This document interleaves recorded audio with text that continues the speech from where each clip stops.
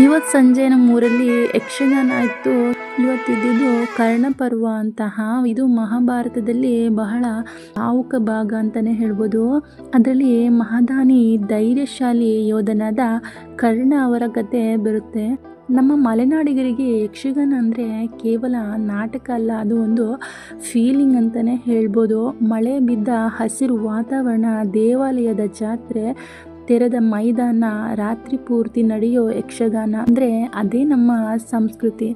ಯಕ್ಷಗಾನದಲ್ಲಿ ವೇಷಭೂಷಣ ನೋಡಿದ್ರೆ ದೊಡ್ಡ ಕಿರೀಟ, ಬಣ್ಣ ಬಣ್ಣದ ಮುಖಭೂಷಣ, ಭಾರವಾದ ಆಭರಣಗಳು, ವೇದಿಕೆಗೆ ಬಂದಾಗ ಪಾತ್ರವೇ ಜೀವಂತವಾಗಿ ಬಿಡುತ್ತವೆ.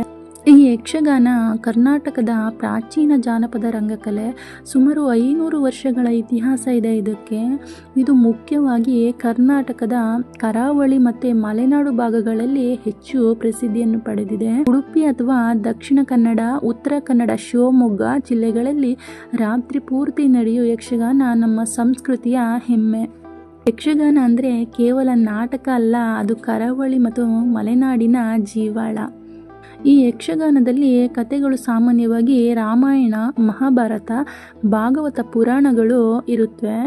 ಹಾಗೂ ಕರ್ಣಪರ್ವ, ಅಭಿಮನ್ಯು ವಧೆ, ಬಾಣಾಸುರ ವಧೆ, ದ್ರೌಪದಿ ಸ್ವಯಂವರ ಮುಂತಾದ ಭಾವನಾತ್ಮಕ ಮತ್ತು ವೀರಗಾಥೆಗಳು ಪ್ರದರ್ಶಿಸಲಾಗುತ್ತೆ.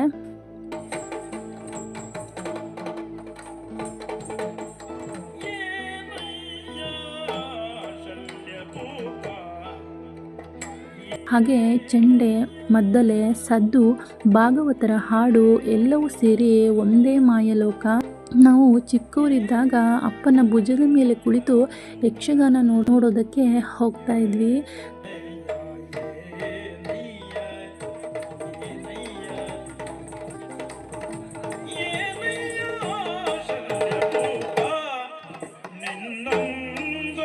ಅಪ್ಪನ ಭುಜದ ಮೇಲೆ ಕುಳಿತು ಯುದ್ಧದ ಸನ್ನಿವೇಶ ನೋಡ್ತಾ ಇದ್ದಾಗ ನಾನೇ ಕಥೆಯೊಳಗೆ ಹೋಗಿಬಿಟ್ಟ ಹಾಗೆ ಅನಿಸುತ್ತು. ಆ ನೆನಪು ಇನ್ನೂ ಹಸಿರು.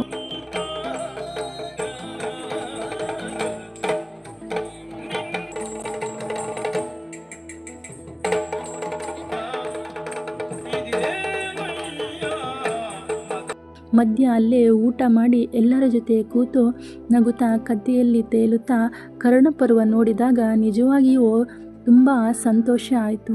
ಮಲೆನಾಡಿನಲ್ಲಿ ಯಕ್ಷಗಾನ ಅಂದರೆ ಕಲೆ ಮಾತ್ರ ಅಲ್ಲ, ಅದು ನಮ್ಮ ಬಾಲ್ಯದ ನೆನಪು.